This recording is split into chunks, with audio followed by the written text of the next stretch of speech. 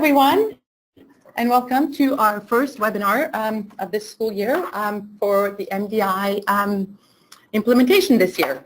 We are so happy that you are here, and we are going to get going right away. Just a little bit of housekeeping to make sure everybody's know how this works. There's a little orange arrow that you see that if you want to hide the menu, you click that. The other thing is, if you want to actually ask a question, feel free. You can either raise your hand and be unmuted, or you can type a question in the question box or chat box, and Anna Marie and Carmen here we will do our best to answer your questions. We will have hopefully some time for questions at the end, but you can also just ask if you have any. Let us know. If there are anyone with sound issues, there is a way you can phone in. You can click the telephone option and you can dial in using the access code and the audio pin. So hopefully that's it. We're good to go. Everybody can hear? Wonderful. So I want to start first to acknowledge that we are gathered here today on traditional, ancestral, and ceded territory of the Musqueam people here at UBC campus.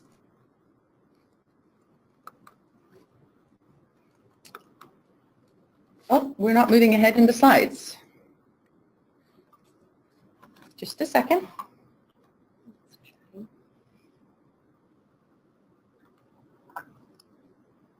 Just give us a minute.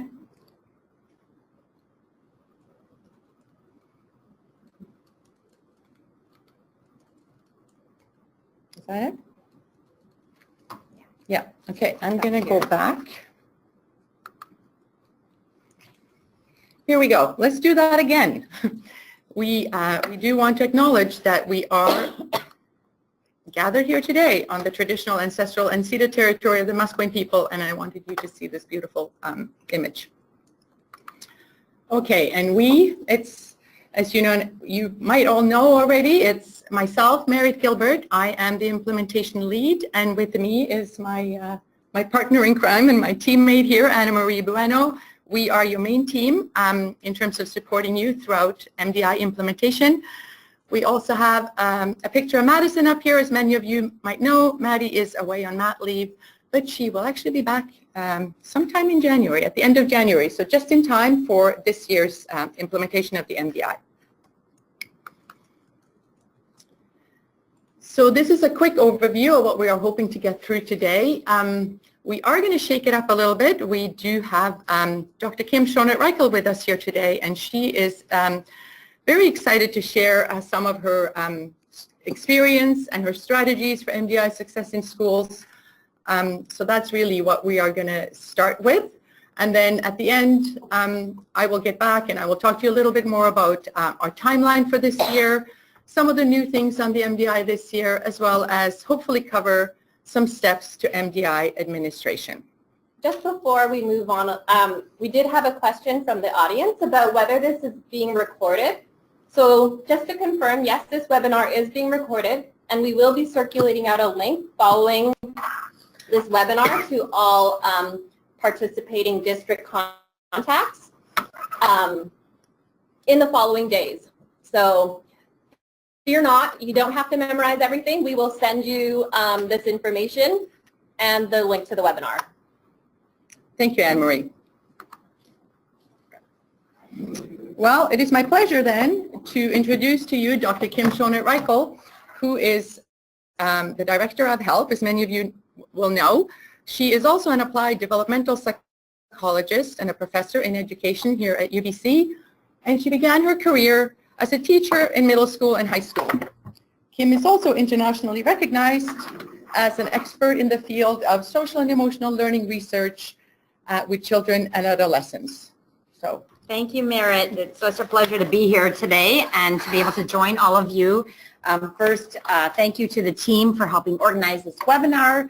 I just don't know, you totally realize how much work goes behind the scenes in making the MDI run. So just a big shout out to Merit and Anne Marie for all their hard work. So what I'm going to do is in the next little while, we thought that, just to shake it up a bit to, instead of just going through all the mechanics of MDI implementation, I want to provide some background and inspiration for using your MDI data. But before I begin with that, I'm going to just give just a brief overview of the MDI. There's lots of more information available on the website and Discover MDI, but we're going to go for this way, and I do have to make sure I have it all good. And so HELP, the Human Early Learning Partnership, has a vision of all children thriving in healthy societies. And as many of you know, that the MDI is not the only population-level tool of child well-being that's used at HELP, but it's also the early development instrument, and now the Childhood Experiences Questionnaire. In development is the TDI, or Toddler Development Instrument. And then, as some of you might be wanting to hear, that we're now really talking seriously about developing the YDI, or the Youth Development Instrument.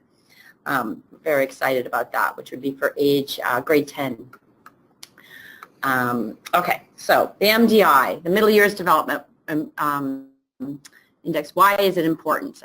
For several reasons. We know that 4th and 7th grade are really transitional periods in child development. It's a time when many changes occur, both cognitively, emotionally, socially, school-wise, and in fact, some people say it's those age groups in which more changes occur in development in such a short time span than any other time in the lifespan. So it really is critical to learn from children about what are the things of how they feel about their lives inside and outside of school, and also the aspects that help develop that.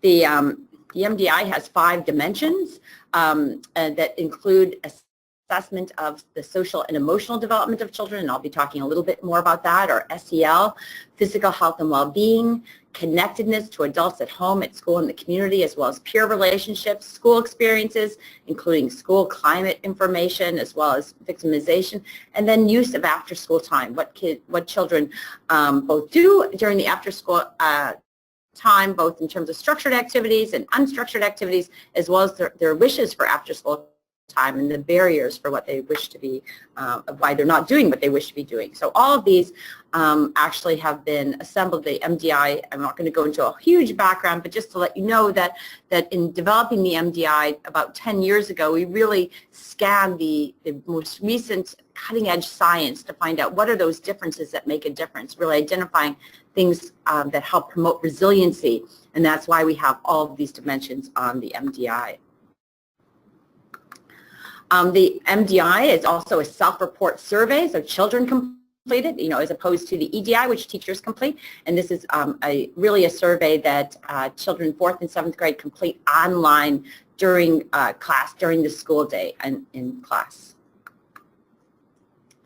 The MDI was, although I mentioned we called the research to find out what's the cutting edge research to find out about middle childhood, but then the MDI developed through a collaborative process where we involve scientific experts as well as educators, children, community members, and also parents and actually school union, teacher union, and we all got together. I mean, it was quite a fun process, I have to say, where we got together over a couple of years to really identify those factors that we think would be important for us to know about children's lives in order to make a difference in their lives. That really was at the core how, if we go back to the vision, all children thriving in healthy societies. This is really what we want to know. What do we need to know to be able to make that happen? It's not an individual clinical diagnostic tool. It's a population level tool that really gives us a snapshot of children at the school level, at the district level, at the community level. And what's so critical about that is when we identify those factors that we can actually do universal programming. And what we know is that in a universal approach where you just don't pull children out and who have the problems, that you actually promote the well-being of an entire group, not just a few. So again, a really critical aspect of that. It focuses on development of the whole child, their social, emotional, cognitive development, physical development, as well as their relationships in multiple contexts.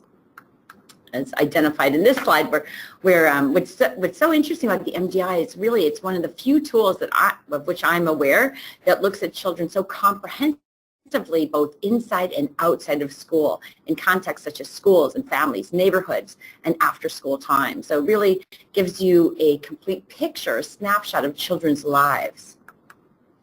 And last but certainly not least, the MDI is really geared to hearing children, listening to their voices about what they have to say. And I have more to say about this in a few minutes. It is to me one of the most critical aspects of the MDI is the idea that we gather the information from the children. And just as a side note, as some of you might have asked or been asked questions about of asking children in 4th grade and 7th grade, you know, do you have measurements? You know, can you rely on what they say? Do they tell us the truth? And I have to say, after over a decade of research, as well as multiple publications really examining what we call the psychometric properties, really showing that these the MDI is a valid and reliable instrument. It's a tool that in which we can do lots of work. And certainly Merritt and Emery and the resources afterward could send some of those articles as well, or list them in the place you can get to.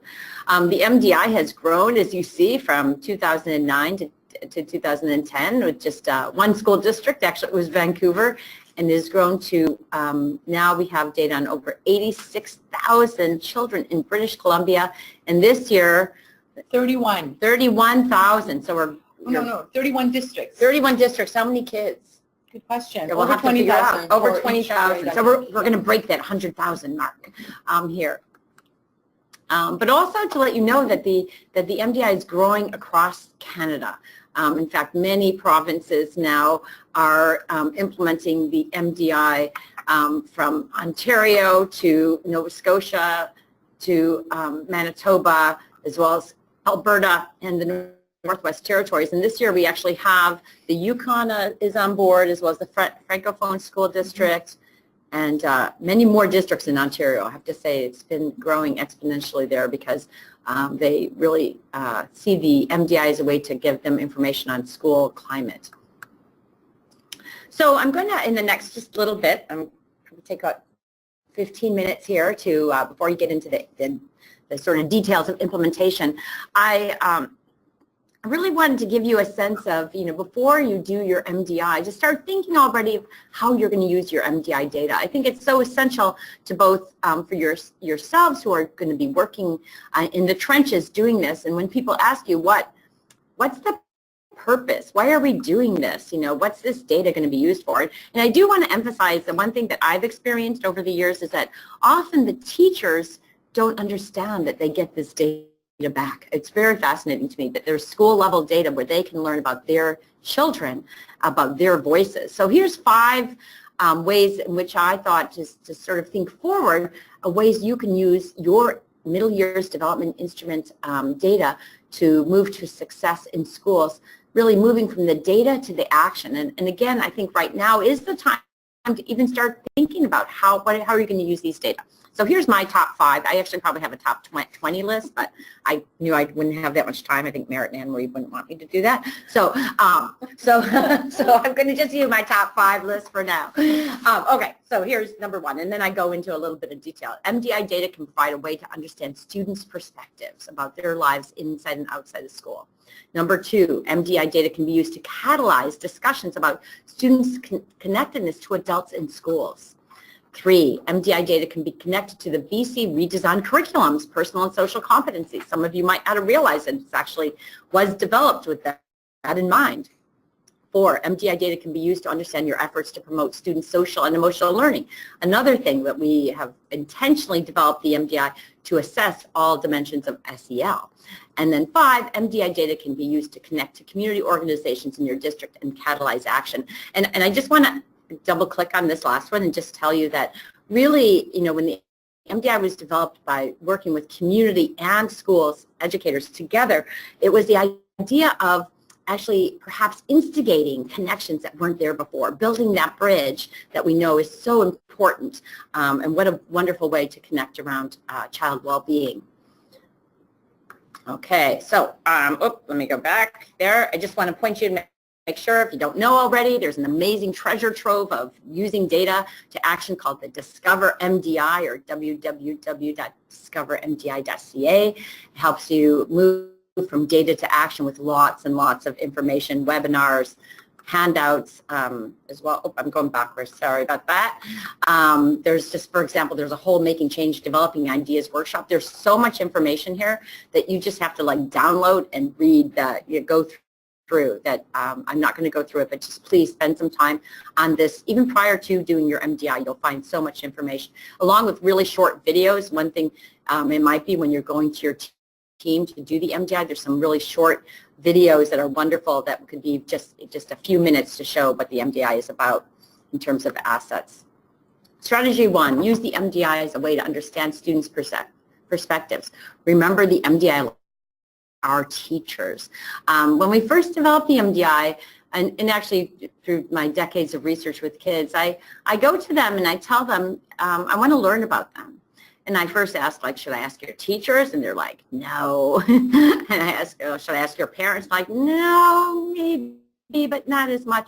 I said, should I go read some books? And they're like, no, you need to ask us. So that's really how you should present the MDI to students, that they are our teachers. We want to help make a better life, a better world for all children, and what better way to start than listening to what they have to say and learning about them. It also aligns with the UN Convention of the Rights of the Child, that children have a right to give their opinion and be listened to by the adults around them. And I'm just thinking as an aside, wouldn't it be wonderful to actually, when you go and talk about the MDI, to actually have children learn about the UN Convention of the Rights of the Child. There's so many other spin-offs here to help. The MDI is a instructional tool to catalyze different kinds of children's voices. There's an article, it's one of my favorites, and one of my top 10 lists is the mindset of teachers capable of fostering resilience in students. We're going to send that. You'll get that as one of the links. But what I love is a statement here that recognizes that if educators are to effectively relate to students, they must be empathic, always attempting to perceive the world through the eyes of the student. So keep in mind that you'll learn from students, and they might say things that you don't totally agree with. You're like, well, I didn't think they would see it that way, but this is learning from them and how critical it is to perceive that, to have that empathy. Use MDI data to catalyze discussions about students' connectedness to adults in school. And this is one of the most, I have to say, both provocative and sticky questions on the MDI when children are asked, are there any important adults at your school? And if so, what are their initials? And often people are like, well, what makes an important, what makes an adult important? Well, we know from the research on resiliency that one important adult is critical. So here's this beautiful quote, Yuri Bronfenbrenner. If you've seen me speak before, you know I include it in every single one of my presentations because I love it, that every child requires someone in his or her life who is absolutely crazy about them. And we know that connection to one significant adult is what promotes resiliency. We also know from research that we've conducted here with Ava Oberle, myself, and others, that connectedness to adults in school predicted well-being on the MDI, and that even taking into account socioeconomic status, that it was even more important to well-being than that. Here's just one example of how one school district took their MDI data to move to action. In 2013-2014, Port Alberni got their district data and were shocked and dismayed that 53% of their grade 7 students said there's not one person at their school who is important to them. That moved them to action and to do lots of ways to connect and think about, strategize. If you look in 2014, they had these data, and this is another wonderful part about the MDI. You can look at trends over time and changes specifically at the school level, at the district level, at the community level. They moved to 38% saying no one, and then in 2015, 2016, 30% saying no one. So here you see how a strategy, how the data instigated action to really make a difference in changing students' connections to adults. I just love these. These are some questions from the mindset for teachers who teach resiliency. Thinking about these questions to your staff, to the community, what words would you hope your students use to describe you? What have you done in the past month so they are likely to use these words? What words would they actually use to describe you? And how close would the words you hope they use parallel the words they would actually use? So those are some great sparking conversations, inquiry in a staff meeting, many ways to get this as you use your MDI data. And this is just, I had to just show you this wonderful article I just found on Edutopia, and if any of you have not gone there, there's amazing videos, it's called the George Lucas Educational Foundation. I'm guessing some of you might have heard of that guy, George Lucas. Anyway, this is just a study that found that welcoming students with a smile at the door actually increased student academic engagement by 20 percentage points and decreased disruptive behavior by 9 percentage points, just by having a teacher at the classroom door as students are filing in, welcoming each one. It's so simple and yet so profound in its impact. Okay, using MDI data to connect to the BC curriculums, personal and social competencies. Here it just gives you a bit of the connection here. Just so you know, some of you might be aware, I was one of the advisors to the Ministry of Education for the new redesigned curriculum and had some influence in the different dimensions of the personal and social competency. You could either really applaud that or you might kind of have some questions for me. But anyways, just so you know, so of course the MDI actually assesses all these dimensions of positive personal and cultural identity, personal awareness and responsibility, and social responsibility. And wouldn't it be interesting to even take some of the questions on the MDI to do further inquiry with students, to use them to do a self-assessment and then to give evidence. So there's so many ways you can use just even the MDI questions as a catalyst for further conversations that link to the redesigned curriculum. And then number four strategy is using it to understand your efforts to promote students' social and emotional learning. So I imagine, just from being around the province, that many of you in your districts and your schools are using programs and practices that promote students' social and emotional learning. We actually, by having our redesigned curriculum, we are one of the few places in the world, British Columbia, in which there's an explicit and intentional focus on SEL. Many of your districts actually have people in your districts who support that.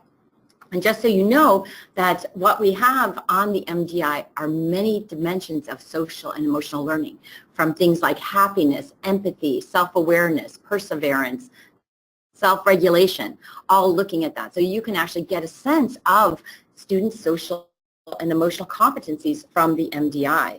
And just so you know, also many of the measures that we use are ones in which you can see change over time, so they're malleable. So here's CASEL. Some of you are familiar with Collaborative for Academic, Social, and Emotional Learning that has identified 5 dimensions of SEL, including self-awareness and self-management, responsible decision-making, relationship skills, and social awareness. And as you can see from this diagram, that the MDI has measures of each one of these 5 dimensions. So you can actually get a sense of how your students are doing on different dimensions of SEL at the school level. And so you can use it knowing, first of all, that these skills are malleable. They can be taught. So if you're finding that your students are really low on empathy, you can say, well, let's do some programs in empathy and see if we could change our results, because we know through neuroplasticity that you can teach these skills. We also know, if any of you have not heard about this groundbreaking study produced by CASEL, a meta-analysis of 213 studies, 270,000 students, and they compared those students, K-12, who were in programs that promoted SEL and those who were not in programs. And they found that those students who were in SEL programs some point during their K-12 had not only an increase of 22% in social emotional competencies and 9% in positive attitudes, they also had increased kind behaviors, decreased aggressive behaviors, and decreased emotional distress. But the real sticky one here, well, if this is what matters or this is what you need to rationalize, is that the students in SEL programs, as in contrast to those who did not, students in SEL programs had an increase of 11 percentile points in their academic achievement. Again, showing that SEL or promoting students' social emotional well-being or competence in schools does not take away from academics. It actually increases students' academics. And many of you who know with students, it's simply said, students feel, when students feel the best, they learn the best. And this is really the data that proves this to be true. I put in some programs here. Some of you are familiar with Roots of Empathy. You can use this MDI to look at, if you're doing Roots of Empathy, do you see changes in students, as well as programs like Mind Up, as well as a new program, just to point you to, I've just done some research on it called Kindness in the Classroom with free K-12 lesson plans. And actually there's a BC version. If you want more information, I certainly can provide that. But this is another program. And actually they just released free online teacher training. So you don't even need to have a trainer come in. You can do it online and be able to deliver the program, and really positive aspects. Okay, down to my last few minutes here. Strategy number 5. Use your MDI data to connect to community organizations in your district and catalyze action. Can I just tell you, now is the time to begin thinking about how you can connect to your community, how you can connect to your community organizations, to inform them you're collecting the MDI, and to start thinking about organizing meetings once you get your MDI data. And I'm going to give you one example of a district here in the Lower Mainland, Burnaby, that did just that, that they worked together with their community organizations to make a dent in after-school time because they were concerned about it. So here you see their data from 2012, 2013, and you see quite across the whole Burnaby School District. This is mapped. The darker areas mean a larger proportion of children engaged in after-school time, the lighter areas being a small amount. And what is important to note here is the inequity, is the diversity, that it depends on where you live, it depends on what's available to you or whether or not you participate in after-school activities. So here you see in 2012, and they saw that as a problem. How can we get more available resources working with the community to get children in after-school time? You see in 2014, 2015, there's actually less inequity, but there's still some. There's still the haves and have-nots, so to speak, of smaller, areas in which there's fewer children involved in after-school time as opposed to other areas. This also happened in 2015-20. It's darkening, it's getting richer, soil is getting richer, but there's still some inequity. And then here's what happens in 2017-2018. They leveled the playing field, so to speak. Oh, actually, I guess that's a great literary a note, playing field. But they actually eliminated the inequity of the neighborhood in which you lived in terms of whether or not you participated in after-school time. So again, Burnaby is a wonderful example of how they use that MDI to bring together community, to work together to really eliminate barriers for children who wanted to be involved in after-school time.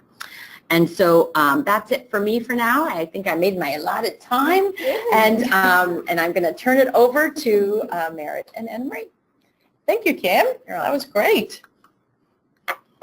And if anybody has any questions for Kim, just throw them into the chat and we'll save them up and we'll make sure that Kim can answer those questions, whether it's now in the next couple of minutes, because Kim will probably have to run to her next thing. She is so busy. We are so lucky to have her here today.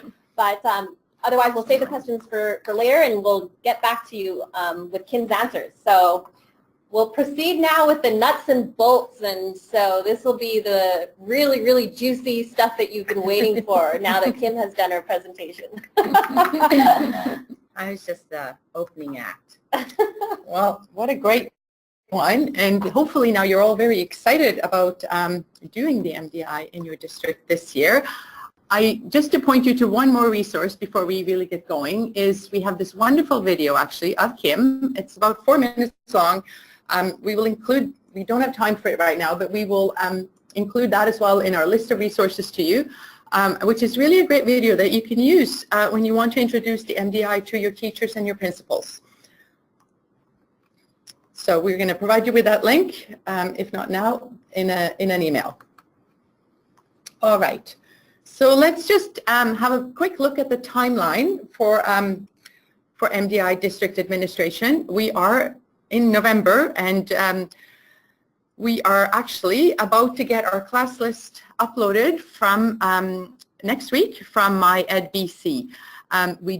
We are aware we have a couple of districts who are not on or not using MyEdBC, but we are going to be in touch with you separately, and we also actually have a training video for that, but I think we can provide the support needed in order for us to get everybody's class list.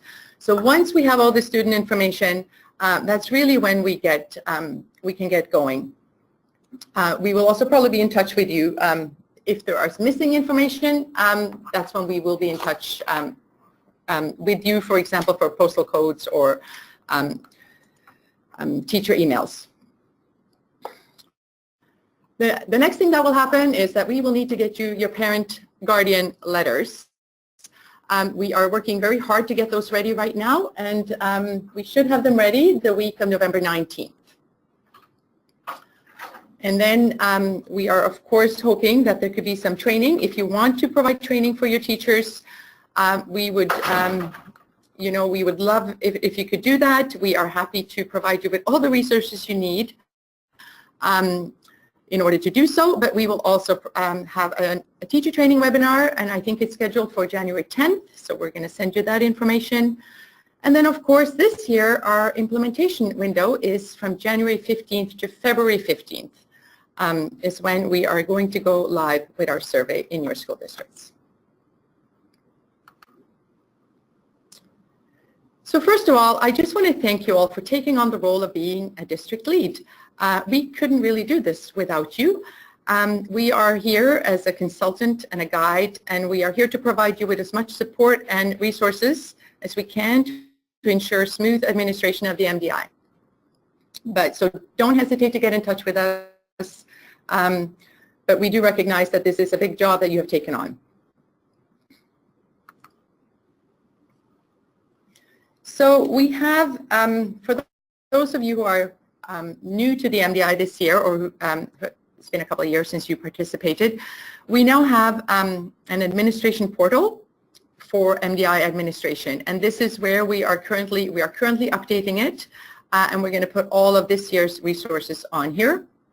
So this has a section for school administrators, and we encourage you to check this regularly. So this is really your go-to site for anything that has to do with administration. So parent letters, surveys, and survey administration guides.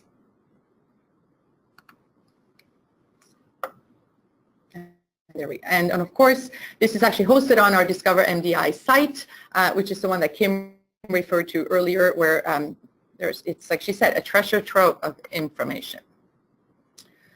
Okay, so just a quick recap. What are the most important things that need to happen soon? Let your principals and teachers know that you are doing the MDI in your district this year. Let them know the dates have changed. We're not doing it in November anymore. It is now January, February. And then encourage survey administrators to book lab time. We know that computer lab time may be limited in many school districts, so it's a good idea to get on this early. The MDI takes 1 to 2 class periods for students to complete. So we suggest that you book 2 class periods or a double period for grade 4 students and 1 class period for grade 7 students. Most students can complete the survey in that time, though some do take longer. Also just important to remember that it can take 10 to 15 minutes to get a whole classroom logged in. The survey actually works on iPads, netbooks, and tablets, as well as desktop computers. And I think those are it. And then, of course, once we have the letters out to you, for you to then send the parent guardian letters home with your students. I'm going to cover this a bit later as well. So meanwhile, we are just switching over to the next slide. We just had a question from the audience about what a class period is and how long a class period is. So I think in BC they're about 45 minutes is what I think they are. This of course could be different in different places in the country, if we and even in the province of British Columbia. But generally, so if we say grade 7s probably could do the survey in 45 minutes. For grade 4s, that can be a bit of a stretch. I hope that answers the question. And what we try to instruct in our manual is that it's really the teachers that know the students best and their reading level and how much support they'll need. And so it's important for the teacher to take this into account when they are booking the lab time. What is the reading level of their students? How long do they think it would take for them to complete a survey? So we say it can take place anywhere between the range of 45 to 90 minutes. Yeah. And we will make sure, that hopefully all survey administrators have a copy of the survey ahead of time, so they've also had a chance to look at the questions and be prepared that way. Are there any other questions? We have a couple, and we'll cover them shortly, I think, in this next section. Next section. Okay. So Okay. hang tight. All right. So for those who are new, I already mentioned this, but one of the biggest updates that we have made over the last couple of years is that we are now working directly with MyEd BC and their service provider Fujitsu to get the class list or the student information directly from them instead of going through your districts. So the main reason for doing this was really to ease the workload for you guys, but also actually it's a much more secure way for us to get this information. And we'll touch on this a little bit later, and also specifically in the teacher training that follows.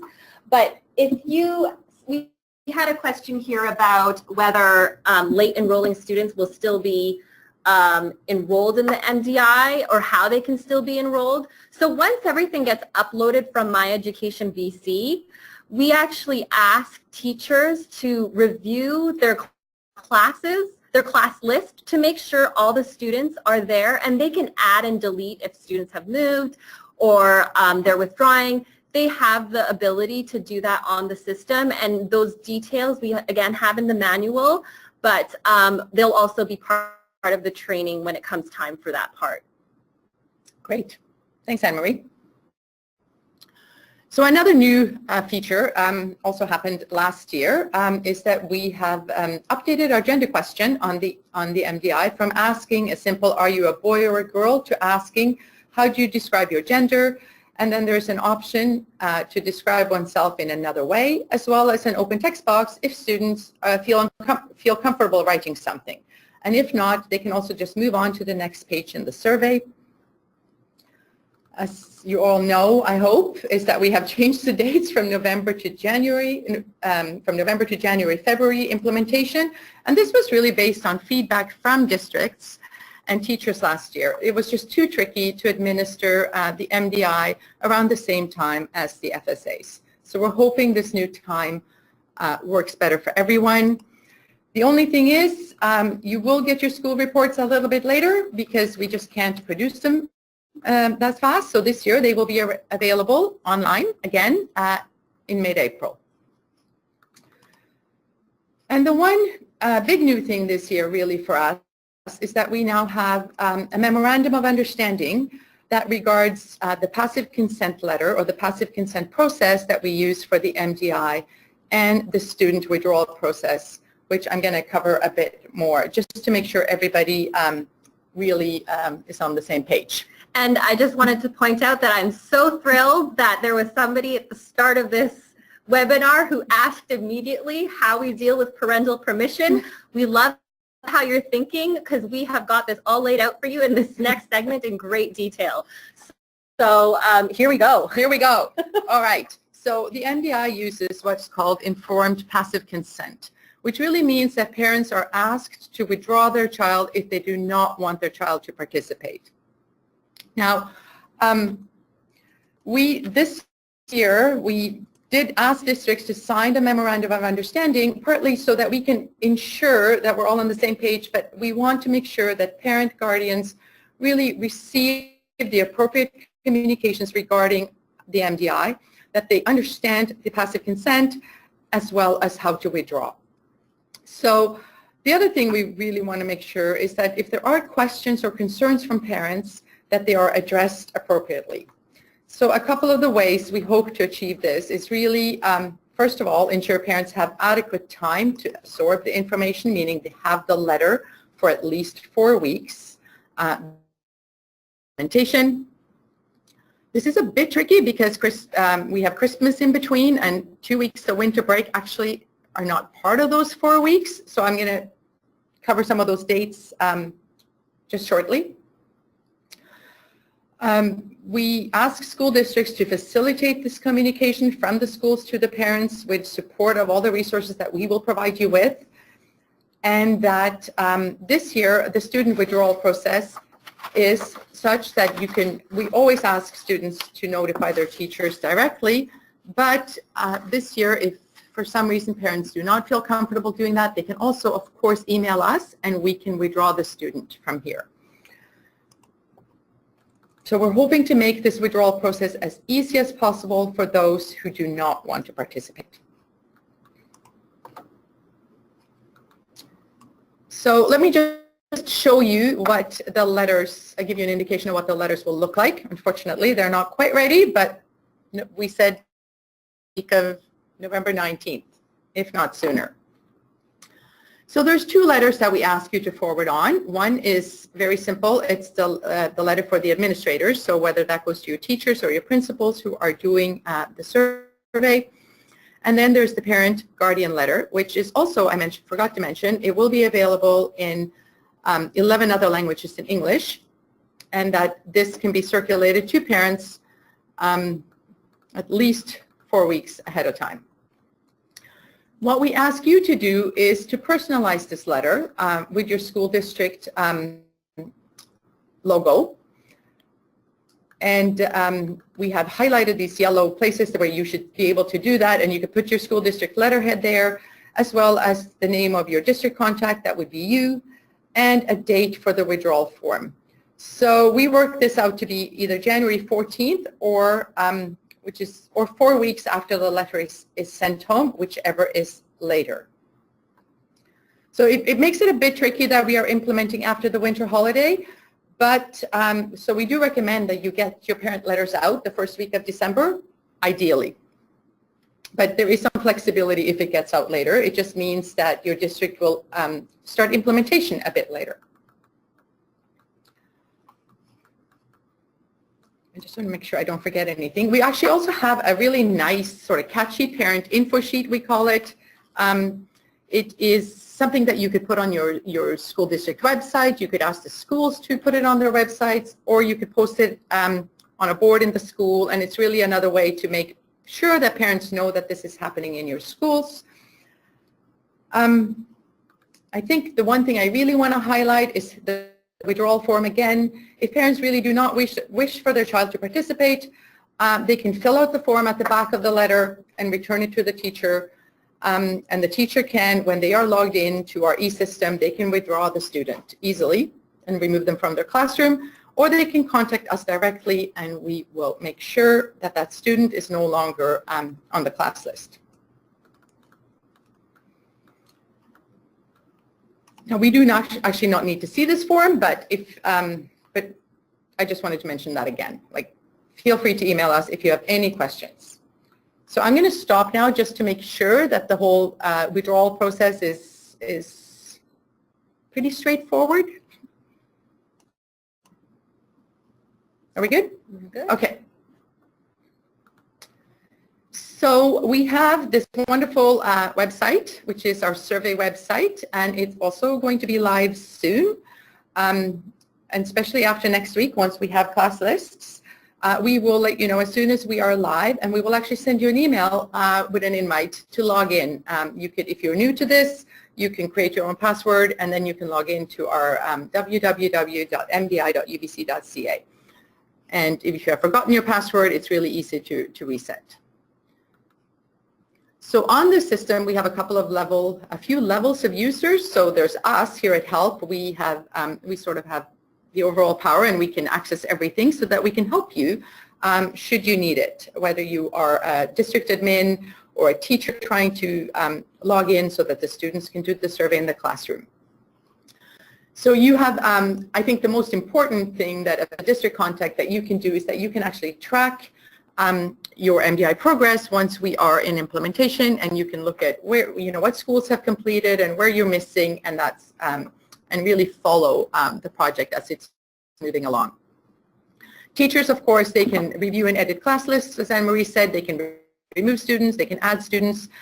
They can, when it's time to do the survey, unlock it and get their students all set up by printing out student passwords. All this information will be in our MDI administration guide. And then, of course, there are the students who then log in as a student with their passwords and complete the survey. So this is a very broad overview of what teachers or principals, whoever is administering in their schools, what they have to do, and will be all covered in our training materials. We have so many training materials. I'm just going to show you just to give you an idea of what we have. We have, of course, the MDI administration guide. We do have a video that actually, once teachers log into the e-system, the first thing they see is this brief instructional video that takes about 4 minutes and goes through the entire process of adding and deleting students, etc. And how to open the survey and how to print passwords. For those of you, if you are planning an in-person session with your administrators and or teachers, we have a slide deck that you can use that is really modeled off our EDI trainer model and contains presenter notes and information about the whole initiative. And so we will share that with you. And of course, we are also going to offer another training webinar set for January 10th for if there are teachers or principals who really want to get into the detail, which is, we hope they do. We hope they want to. The one thing about the survey that I do want to just alert you about right now and stress a little bit is that at the very end of the survey, the students will get to what we call the student help page. And this is really where a student can request help if they feel they need it. And this is because some of the questions on the MDI are around victimization and bullying. And so we ask children after they complete the survey if they would like help from their teacher or principal with a problem they might be having, for example, with other students. So students are asked whether they would like to talk to their teacher or principal, and they can select, yes, I would like help. And if they do, an email will be sent directly to the classroom teacher or principal with the name of the student that requested help. Now, we don't see those emails, actually. We only see them if really there's an email does not go through, and then we will be in touch with you, but we do not, we don't see those, and we ask that you do is that you follow your school's protocol for following up with students. And you do not need to let us know how that goes. Our feedback on this is that really participating teachers and principals have shared with us that these help requests are an opportunity to hear from a student have been aware is having a problem. Are there any questions? Okay, I'm trying to rush through this a little bit, but I think we're getting near the end. In terms of resources, we have lots, but a really good resource for you to know about is where to direct parents if they have questions or want to see the survey questions. That's actually the most common parent question we get is, can I see the questions? Our surveys are online at our help website, which is earlylearning.ubc.ca/MDI. We have also this year, because we really want it to be easy for parents to find this information, we have created a parent page where we have put all the information, what is in the letter, but even more detailed about the MDI and some of the frequently asked questions that we get from parents. We have really tried now to answer right up front. So this is actually a good resource, not just for parents, but for teachers and principals as well who are trying to help parents understand, or maybe they have questions. They can use this page to support parents. Another great resource, I know Kim showed you the Discover MDI website, but on Discover MDI, we also have some very special people who are our MDI champions, and those are people who have really had experience and success with the MDI in their district, and we've asked them to share their knowledge. So you can actually go on to this website. You can, I'm just showing you a couple of them here, Marna McMillan from Coquitlam and Vanessa White from Sunshine Coast, but you can actually click on them and you can even ask them questions if that's, or you can be in touch with them and get some good tips. Quickly, MDI reports. It's just actually what happens when it's all done. The exciting part, you will get your school report in the spring of in the spring. We have said mid-April this year for school reports. And anyone who is a district contact have access to the school reports, and that you actually in turn on our system can give teachers or first principals and then teachers access to the reports as well. And this can all be done on our e-system. This year, our school district and community reports, oh, I'm going a bit too fast. Our school district and community reports will be available later in the spring. And then we also have this wonderful technical guide that offers you the full list of measures, individual questions, and response scales for those who want more background and information. I feel like I might have overloaded you with websites and information and resources, but we are going to try and put it all in a couple of places, so it should be easy for you to access. And also in our next email to you, where we will send the link to this webinar, we will also attach all these resources so that you can have it all in one place. I think that's it. I hope we kept to the time, and that, but we will open it up for a couple of questions if there are any. Yes. So earlier we had a wonderful question about how long it takes and what a class period is. And again, we said it depends largely on reading level. And someone astutely pointed out that there are the voiceovers on the system. And so this is another feature on the survey that allows students who may have trouble reading or ELL to actually click on a icon that will read the question and answers to the student. And usually, in this case, we recommend that students have headphones for this because it could get a little crazy if everybody's clicking the icons. Approach that we recommend, depending, again, this is up to the discretion of the administrator, whether it's a teacher or the principal, is it may be the case that a teacher will want to actually read through the entire survey with the students. I did have somebody here said that most grade 4 students likely won't be able to read the MDI questions independently. So we do provide that instruction in the administrator's guide, some different approaches that teachers can take or administrators can take when dealing with this. But ultimately, there are the options of having somebody sit with that student.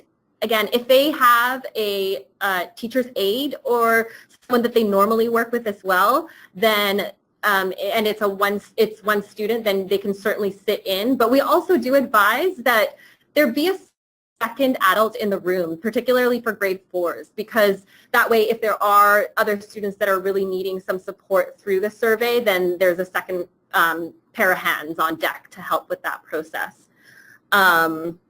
And then there's the voiceover features. So hopefully that covers all the different sort of ways to support your students in filling out the survey.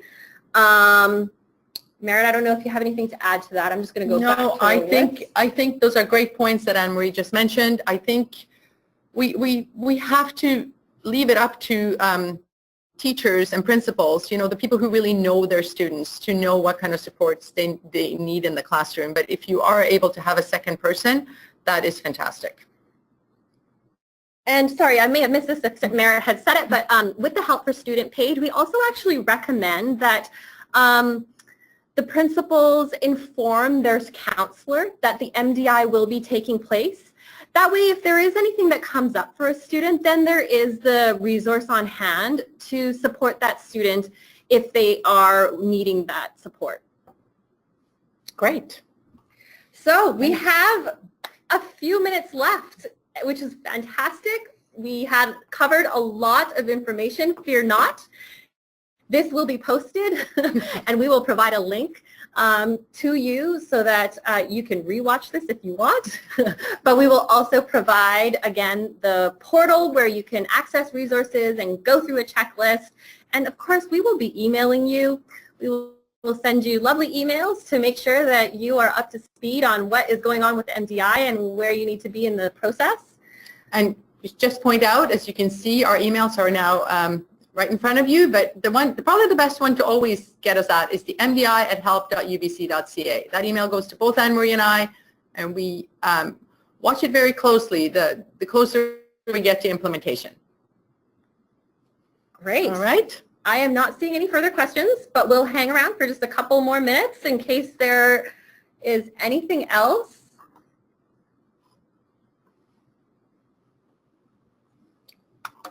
So thank you all. Thanks for coming today. Appreciate it.